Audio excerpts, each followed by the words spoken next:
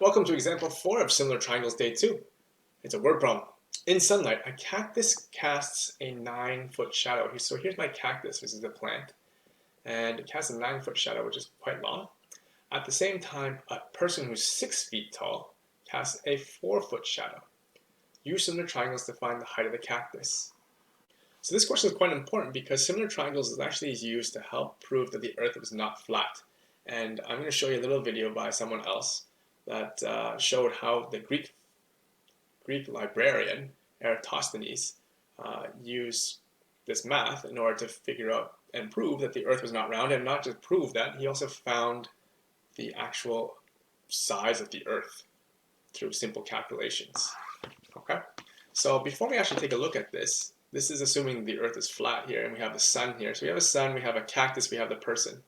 I just want to show you that when you're answering this question, you can see that as the sun kind of changes, you know how we move around the sun and the angle changes. Do you see how the cactus, this triangle here made by the cactus in the shadow and the person and its shadow, do you see how it's always parallel? So these lines are parallel lines because the sun is so big and so far away. You can start making assumptions that these are going to be parallel lines, assuming flat earth. And you can pretty much assume it because they're so close to each other. It's pretty much flat.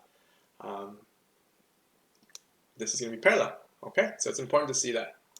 So over here, you can assume that they're parallel lines. So what you have to do first is understand that they're parallel lines. Boom and boom. So assume parallel lines because the sun is so far away.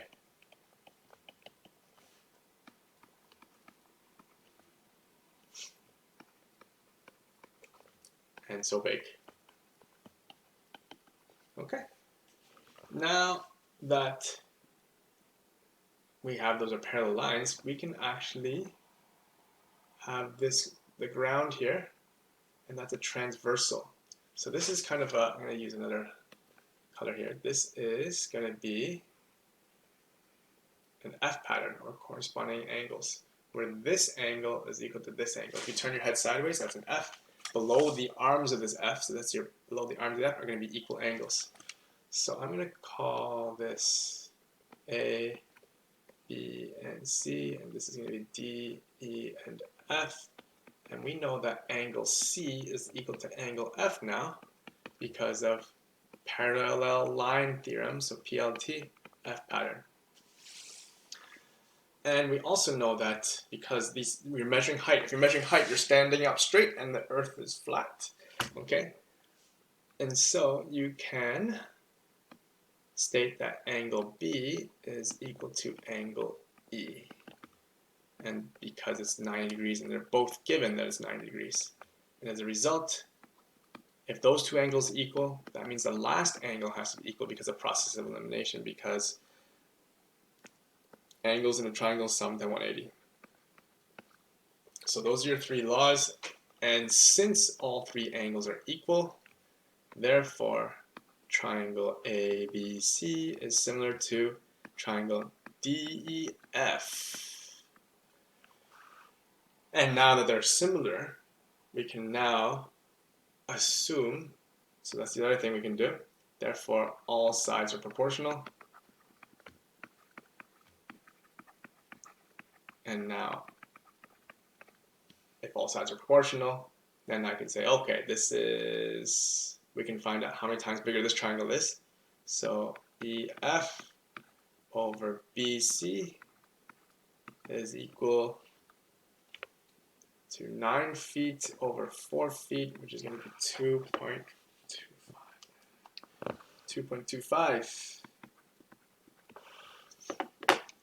And so now I know that the scale factor is 2.25, so I know this triangle is 2.25 times bigger than this, so I can take the 6-foot lady here and multiply by 2.25 to find out that the cactus's height.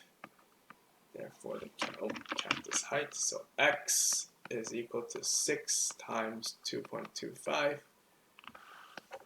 which is going to be 6 times 2.25,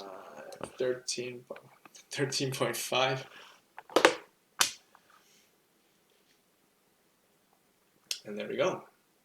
We have the height of the cactus. So we're going to use our therefore statement. Therefore, the height of the cactus is 13.5 feet. And that's it. Okay, so if you have any questions, please email me or Google chat me.